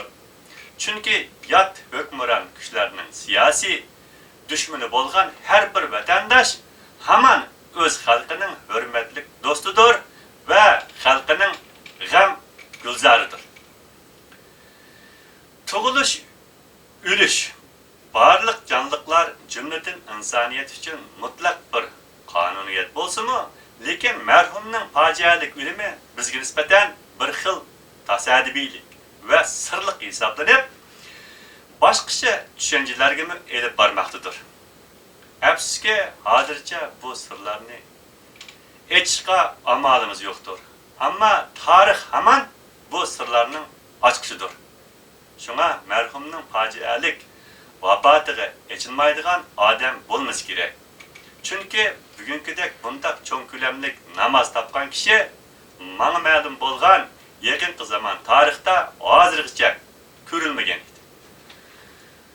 bu hal şunu köz aldığımızga keltirdiki, xuddi bir nurluq yulduzning o'z planetidan saq uchib ketganiga yoki atrofga yorug'liq beg'ishlaydigan nurane shamining uchib qolganligiga o'xshash bir ishdir. Demak, biz ana shunda katta ta'sirga ega bir nurliq chirg'imizdan ayrilib qoldik. Alloh taolo bunda kishini buningdan keyingi tariximizda bizga kelishga, ya'ni nisb qilamdi yoki qilmamdi bir narsa deyolmayman. Chunki garchi Alloh taolo bizga o'tmishda ajoyib donishmand, ajoyib doisifat zotlarni bergan bo'lsa-mu, lekin biz ularni qo'g'dab qololmay, yotlarga yam qilib berdik. Haqiqatan qorong'i tariximizda izlab topqili bo'lmaydigan bebaho kattalarimizdan ayrilib qorong'ida qoldik. Bu hal bizga balalarning kuyimlik otasidan, suyimlik panohidan ayrilib, yetim ve panasız qilishidek etinishlik ahvolni eslatadi. Onun ustiga shundoq ahvollarimiz bo'ladi-ki, to'lg'anda hech kim suyilmagan bo'lsa, lekin o'lganda butun yurt onunga oz tutadi. Mana bugun biz buning jonliq misolini ko'ryapmiz. Biz shuncha ko'p jamoat o'xshash ichimizdan kelgan tabiiy hurmatimiz ve zo'r ixlosimiz bilan dalolatsiz holda birlikda bir yerga kelib cheksiz qayg'u hasratlarimiz bilan marhum zoti muborakni yerlikda qo'yyapmiz. Kimning yuragi vatan uchun so'qsa, ko'rib turimizga unda kishining hayoti mana mushunda qadrlik bo'ladi. Albatta. Hammamizga ma'lumki, marhumning yarim asrlik hayoti vatanimizning qorong'i tarixlarda o'tgan mustabid Yang Zenshin, Jin Shuren, istibdod Shingsey, hilegar Wu Jingshen ve tili shikar ko'ngli zahar Jang Jujong, jumladan Wang Enmao, Lung Shujin ve Wang Ping qatorliq aksiyatchi hokimiyatlarning bir-biridan dashilashgan dahshatlik qorong'i turma zindonlarida uzluksiz qamalish, sıkılış ve qattiq qiyinchiliklarga qaramasdan adolatni so'zlash ve yezish bilan o'tgan jangovar hayotdir. Yurtimizda tarixda o'tgan har bir hokimiyatning nomi o'xshamagan bilan u hokimiyatni yurgizgan insonlarning kimliklari o'xshashdir. Ular marhumga nisbatan bir-birining aksil inqilobiy zo'rlik siyosatiga butun vujudi bilan varislik qilib, merhumdek milletimizin qo'ygangan ziyolilarini bo'g'ib bastırıp geldi. Bu yerda şunu alayda ta'kidlab o'tish zarurki, merhumning 50 yillik hayoti bir-biridan dahshatlik bo'lgan zindonlarda zodi nima deb va kimni deb qamaldi? Bu albatta har bir aql egisining o'ylanishga tegishli muhim masalasidir. Mabodo bu kishimi o'zining shaxsiy hayotini, baxtlik oilasini deb boshqalardek suvning eqishiga, zamonning beqishiga moslashgan bo'lsa edi, o'tmish va keyingi xizmat o'rnidan bo'libmi jamiyatga katta ta'siridan berib aytganda, boshqalarga o'xshash yuqori darajalik amal, yuqori maosh, ozoda turalg'i joy va o'ltirg'anga mashinadan tortib oliy turmush maishatlarga muyassar bo'lgan bo'lib, boshqalardek rohat, farog'atchilik ichida boshqacha o'rinlarda yashagan bo'lar edi. Lekin undaq bo'lishni xohlamadi. Yotlarning yandishi bo'lib, birer mansab bilan ularga agishib, zulmning homiysi bo'lib qolishni qat'iy ravo ko'rmadi. Qisqasi, bu dunyoga pak kelgandek, bu dunyodagi o'tashga tegishli vijdon majburiyatlarini to'liq ado qilib, bu dunyoga inshaalloh pak ketdi. Shunga bu dunyo ve bu dünya merhumның yüzü yo'ruqdir. Ahirida biz merhumdan razı bo'lishimiz eng yaxshi tilaklarimiz bilan marhumning ro'yiga atab duo qilish bilan birga marhumning irodasiga varislik qilgan holda har birimiz zimmamizga tushgan bir kishilik farz va majburiyatlarimizni imkon qadar to'liq ado qilishimiz va bir-birimiz bilan inoq bo'lib, bir-birimizga kuyimchan bo'lishimiz. Jumladan Allohning qudrati bilan jimiki nozun ne'matlarni ato qilayotgan suyimlik vatanimizni suyishimiz va uni jon tikib qo'g'lishimiz lozim. Chunki vatan suymak imonning jumlasidir. Marhum Abdulaziz Mahsum mana shunday kishilarning birdan-bir ulgisidir. Alhamdulillah u shehidlik darajasiga yetgandir. Amin. Alhasil men bu yerda sizlarga uning bir g'azalini o'qib o'tay. Bo'lmasin dunyoda hech inson meningdek xarazar, qancha umrim bo'ldi zindan ichra vayron tarmar.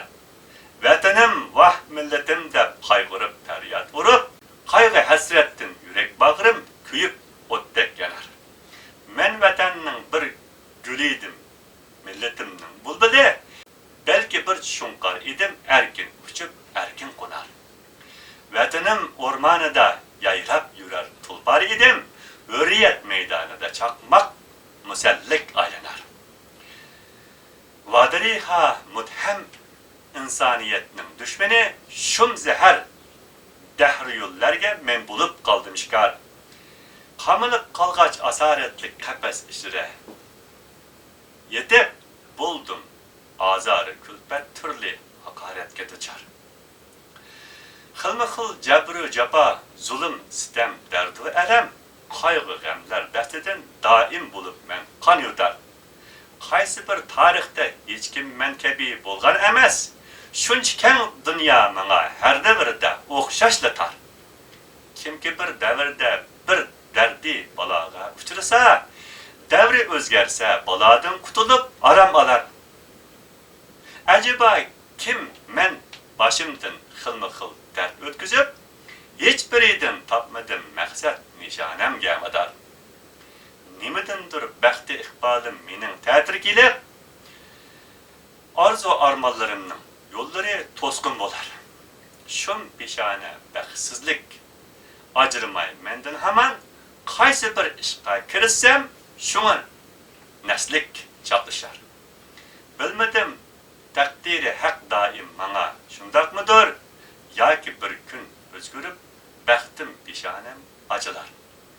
Ey azizi erkin ozodlik kurash maydonida bo'lg'usidir millatingga mustaqillik yadigar. Xulos qilganda yuqoridagi Mahsumning she'rida izhor qilingandek, odatda mutlaq ko'p sondagi insonlar o'zlarining umr hayotlarida garchi bir tarixiy davrdagi zolim podshohlikdan yoki biror hukmronlik qilg'uchi kuchdan shikoyatchi bo'lgan taqdirdami, lekin davrning almashib uning o'rniga boshqa birining taxtga chiqishi yoki hukmronlik kuchining olmishishi bilan ularning noroziliklari tugab, orzu armonlariga yetgan holda yangi davrning baxtli insonlari bo'lib yashaydi. Lekin Mahsum uchun unda bo'lmadi. Mahsum beshidan o'tkazgan 1912-yildan 1928-yilgacha hukm surgan Yangishin davri 1928-yildan 1933-yilgacha hukm surgan Jin Sho'rin, ya'ni Qin Shujin davri 1933-yildan 1944-yilgacha hukm surgan Shing Sey davri 1944-yildan 1949-yilgacha hukm surgan Kuomintang davri va shundaqla 1949-yildan ta hozirgacha hukm surmoqda bo'lgan bosqinchi kommunist Xitoy hukmronlik davrlaridan iborat bir-biridan shum va bir-biridan zo'ravon 5 xil tarixiy davrning hammasining birdek yo'qotish o'buqti bo'lib kelgan bo'lib, Mahsum bu davrning hukmronlarining ustidan o'tgan hollar Xudo bizda bosh qo'yg'izdi, Kuomintanglar xo'jang bizda tik turg'izdi. Endi kelgan bu maraz Kungchandanglar akang bizda jonimizdan joq to'yg'izdi deb shikoyat qilish orqali u o'zining har bir davrdagi hokimiyatga qarshi norozilik va isyonlarini botirlarcha namoyon qildi. Bu shuning uchunki butun vujudi Allohning sevgisi bilan to'lgan bu vatan va millatparvar ulug' zotning nazarida bu xandonliklar yoki hokimiyatlarning hüküm sürgen davrlarının qaysi zamandaki ve qandaq ismdeki davr buluşudan qat'iy nazar Sharq Turkiston xalqi uchun bularning hammasining kazzoblikda, muthamlikda ve zolimlikda bir-biridan o'tib ketgan vahshiy bosqinchilardan boshqa narsa emas bo'lib, Abdulaziz Mahsum haqda ching turgan holda har bir davrda yurtimizni talon-taroj qilgan ve kılmakta bolgan Xitaydan ibaret basqınçı zalimlarga bolgan gazap, nefretlerini, elem hasretlerini ve ahu zarlarını üzdüksiz davamlaştırıp kelgenlik için hamma davrning birdek qurboni bo'lib, yarim asrlik hayotini bularning qorong'i zindonlarida o'tkazdi. Abdulaziz Mahsum Sharq Turkiston xalqining bu mahkumlik davridagi holiga qarab yana mundaq deydi: Kelip dünyaya her türlü cefalarga duçar olduk. Acip bir devri alem sahnesinde aşkar olduk. Tuğulmapmız keyin ya ilgiri bu şum zamanlardan bu dünyaya kelişte bende biz bir ihtiyar olduk. Bigane Yecüce Mecüce şum kuşlar besip gelgeç vatan şunkarları idik, olarga biz şikar olduk. Asri nataban ve veyrane sergerdan bulup getdik. Halas et zalimi külpetten Hudaya bir karar olduk. Ecelinin şerbetin içmeyi turup gördük kıyametini. Tamami hanedanidin can malıdın tarmar olduk. Bu yerde şunu alaydı eskertip sürür ki Mahsum için zadice bu taşlangan her tarihi basqıçtaki zindonlar yoki turma qamoqlarla zindan yoki turma qamoq bo'lib hisoblanmasdan tuproqlari bosqinchi Xitoylar tarafidan talon-taroj qilingan yurtimiz Sharq Turkistonning hamma joyi zindon yoki turma qamoqlaridan hech farqlanmaydigan bo'lib, Sharq Turkiston xalqi o'zlari uchun zindonga aylangan bu Sharq Turkistondan iborat eng cho'ng hapsxonaning o'limga hukm qilingan mahkumları idi. Şunun için bu cesaretli insan özünün bunda to'g'ri tahlillerini öz xalqiga namoyon qilishni maqsad qilgan holda odatdagi nadan kishilar uchun zindon hisoblanmaydigan Sharq Turkistondan iborat shakli o'zgargan zindonda berganni ashab ayvondek yashab hayotini o'tkazganning o'rniga Tangrining amr farmonlariga uygan holda haqiqat yo'lini bo'ylab ölsen şehit, kalsan gazi degan inqilobiy ruh bilan bosqinchilikqa qarshi qahramonlarcha kurash qilishni tanladi. Afsuski, har bir davr o'zgarib, hokimiyat almashqanga xatar bo'lgan qisqa muddat ichida zindon yoki hapsidan chiqib tashlanishi odatga aylangan Mahsum eng oxirgi qatim yurtinglarni tajovuzchilardan ozod qilish berish uchun yardım keldik degan yolg'on bahona bilan yurtimizni ishg'ol qilib 25 yil hukm surgan Mao davrining o'rinbosari bo'lgan Deng Xiaoping rahbarligidagi atalmish islohotchi kommunist hokimiyatining dastlabki zamonlarida 1979 yili bahorda kasallik sababidan nazarband ostida turmadan chiqarilgan 80 yoshli Abdulaziz Mahsumning nima sababdan bundaq bir insonning aqli hech qabul qilib bo'lolmaydigan darajada sirliq atalmish poyez vaqasida hayotidan ayrılganligining sirini bilmoqchi bo'lgan Sharq Turkiston xalqi chunqur musibat ichida o'zlarining imkoniyatlarini yetishicha bir qism tirishchanliklarni ko'rsatgan bo'lsa-mu, lekin Xitoy hukumatining bu voqeaning kelib chiqish manbai va uning jarayoni to'g'riliq izlanmoqchi bo'lgan har qanday hukumat oldida javobgarlikka tortiladiganligi haqida emir farmon chiqarib tahdid qilishi bilan hech natijaga erishilmadi. Qandaqdir Maqsumning farzandlari Zeynep Abdulaziz, Çolpan Abdulaziz, Yıldız Abdulaziz, Aydın Abdulaziz ve Arslan Abdulazizlerning ayolları Fatem ve Hatem xonlarning nevrisi Nazikning bularni Maqsumning kuyovli Abdulhamid Yaqubining aytishicha Maqsum eng oxirgi qatim hapsidan chiqqanda ten salomatlik olaydi. Yaxshi bo'lgandan tashqari aqli hushi favqulodda joyida bo'lib, toki yuqorida izhor qilingan 3-chi doktorxonadagi sirliq kan depo tedavisi natijasida hafizasini, ya'ni xotirasini yo'qotish fojiasiga qadar bo'lgan 1 yilga yetmagan qisqa muddat ichida yana o'zining yashinib qolganligiga qaramay o'zining ozodlik yo'lidagi mujodala hayotini davomlashtirgan bo'lib, Maqsum undan keyin eng oxirgi qatim heliq sirliq atalmish poyezd voqeasida hayotidan ayrilganiga qadar bo'lgan 2 yillik hayotini favqulodda siqilish, echinish, o'ylanish va yanala haqqoniyatda ching turgan holda vatan millat yo'lida izdinish bilan o'tkazgan bo'lib, 1982 yili 8-oyning 10-kuni kunduz soat 1larda yuqorida izhor qilingan marhumning vafotiga bag'ishlab marsiya yozgan uzun muddatlik turma hayotini birga o'tkazgan da'vo arkadashi Hoji Hamid Mahmudiyni izlab uydan chiqib ketgunicha qaytib kelmay bu dunyodan ketdi.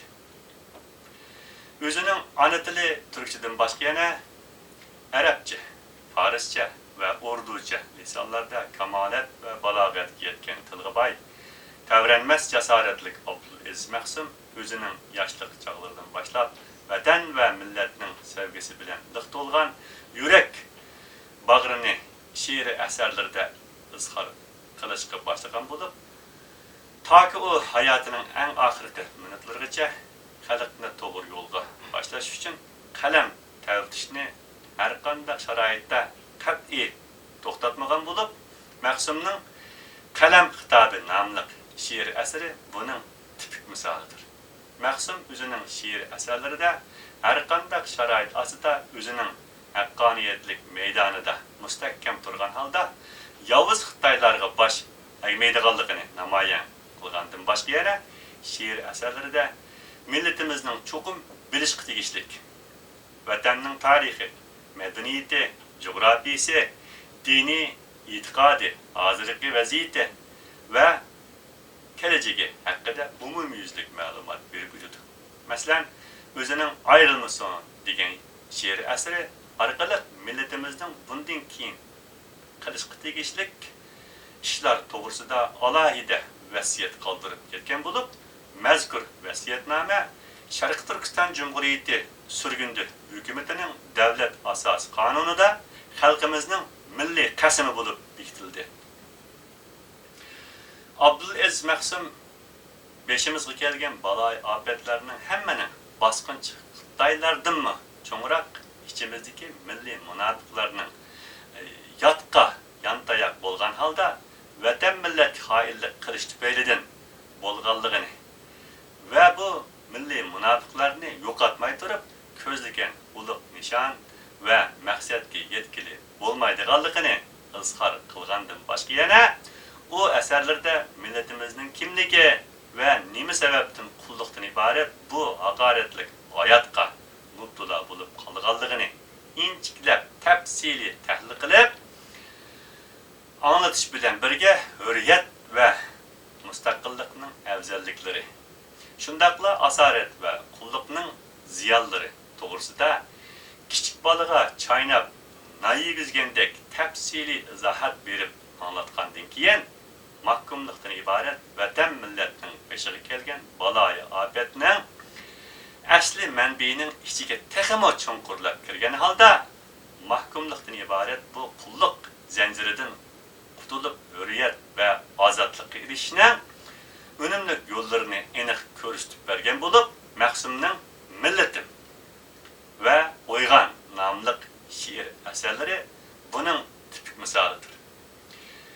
Jumladan Qur'oni Kerimdan iborat Allohning kalomini, butun koinotning asos qonuni ekanligini cho'nqur tunib yetib, uni insonlarning qandaq ijro qilish to'g'risida bo'libmi tuproqlari bosqinchi Xitoylar tarafidan talon-taroj qilinib, qulluq zanjiri ostida yaşamakta bo'lgan mahkum Sharq Turkiston xalqining Qur'ondan qandaq foydalanishi haqida tafsili to'xtalgan Abdulaziz Mahsum she'r asarlarining hammasida Janobi Allohning qudratini to'liq tunib yetgan asosda eg'izla emas, har kim o'z amali bilan g'ayrat shijoat ko'rsatish orqali Allohdan madad va tavfiq hidoyat tilaganda ondan cho'qim ko'zlagan g'oya yoki ozodlik nishonga yetkilib bo'lganligini, uning aksincha yaratgan Allohni tunimasdan Allah tarafidan yaratilgan o'ziga o'xshash bandalarga cho'qinish va ulardan madad va umid kutishning mushrikchilik, ya'ni Allohga sherik keltirganlikdan iborat kechirgisiz xatolik hisoblanib, uning holining har zaman falokat va halokatchilik ichida o'tadiganligini namoyon qilgan bo'lib, Mahsumning "Meni Tangrim sirotal mustaqim", ya'ni to'g'ri yo'l o'zira hidoyat qil, o'zing asrab, o'zing turli balolardan himoyat qil. Habibing hurmati ya Rab, meni dushmanga xor etma. Mana in'am va ihsoningni behad bino hayat qil.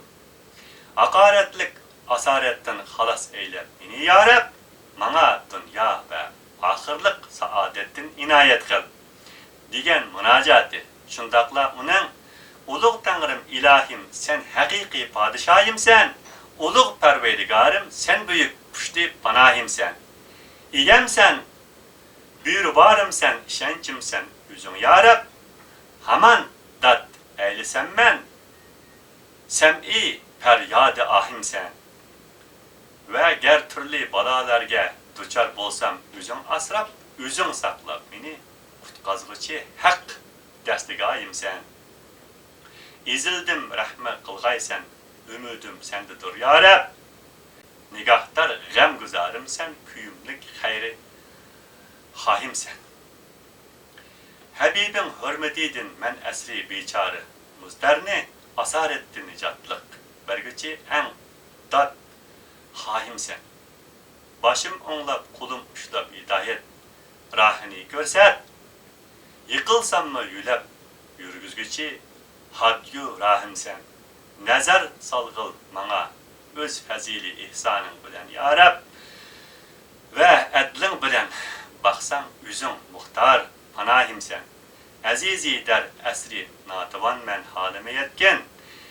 Kimim bar sendan o'zga ey haqiqiy podshohimsan degan munojati va uningdan boshqa yana she'rning vaznining ig'irligi va hajmining cho'ngligi sababidan har birlariga Mahsum to'g'risidagi ushbu tunishtirishdan keyin o'z navbati bo'yicha taqdim qilinadigan har kim o'z baxtining ustozidir degan she'ri Abdulaziz Mahsumning bu haqdagi Allohning qil deganini qilish va qilma deganini qat'iy qilmaslikdan iborat taqvolik ruhining namoyandasidir.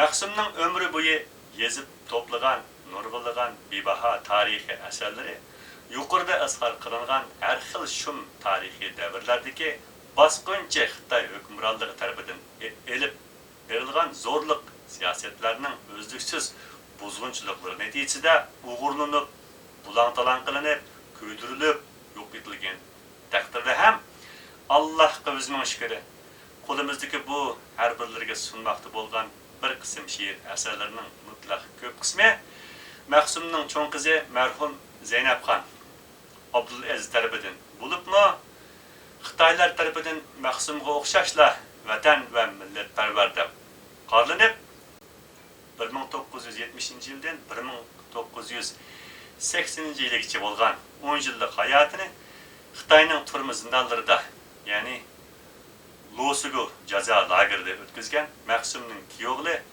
Abdulhamid Yaqubi tarafidan muhofaza qilinib saqlangan. Yana bir qism asarlar bo'lsa, xuddi Allohning kalomi Qur'oni Karim 1432 yildan beri her türlü tecavüz ve buzg'unchiliklardan xoli bo'lib saqlanib kelganidek Allohning bu kalamini o'ziga yan qo'ral qilgan Abdulaziz Maqsumning yo'qolmay qolgan bu bebaho asarlari ham xalqning qalbidan iborat ko'ngil omborida saqlanib kelmoqda bo'lib, men tuvanda mana bundaq Maqsumning farzandlari ve xalqning ko'ngil omboridan iborat manbalardan to'plangan yuqorida ism ve sifatlari izhor qilingan she'r asarlarini har birlariga bir-birlab taqdim qilmoqchiman. Ahirda Cenab-ı Allah'dan özünün vatan ve milletini söylemek ehli İslam şanıdır. Bu hakikat, bu adalet Tanrı'nın fermanıdır.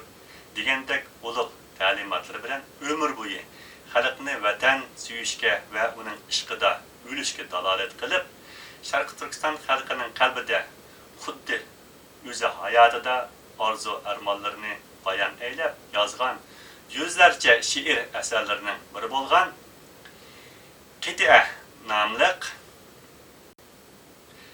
ulug' payg'ambarim chekkan jahonda ümmetim deb g'am uning bir ümmeti zindonda yotqay millatim deb ham asoratning azobida yurak bag'ri to'lib qonga yatarmında shifo topmay qachon o'rlik olar deb ham shir bo'lib yo'l bosqan men her dem yo'limni bermedim. Netçe 10 yıl hem azap tartib fakat devrenmedim. Ger beşimden ösümü, eğer zulüm cebri capa, çın turup məqsəddə yavğı hiç başımını eğmedi. Degen ulug' nam ve dastallarını kaldırıp ketken, məngü ölmez şehit ve milli kahraman Abdulaziz Maqsumning tevrenmez ulug' var inqilobi ro'yga varislik qilgan holda azodlik yo'lida bosqinchi Xitoy hukmronligiga qarshi elib bormoqda bo'lgan milliy mujodilamizni davomlashtirishimizni tilab, büyük ehtirom bilan Anvar Yusuf Turani, Sharqi Turkiston Cumhuriyeti Söküntü Hükümeti 2011 yılı 8. ayının 17. günü Amerika Qo'shma Shtatlari Washington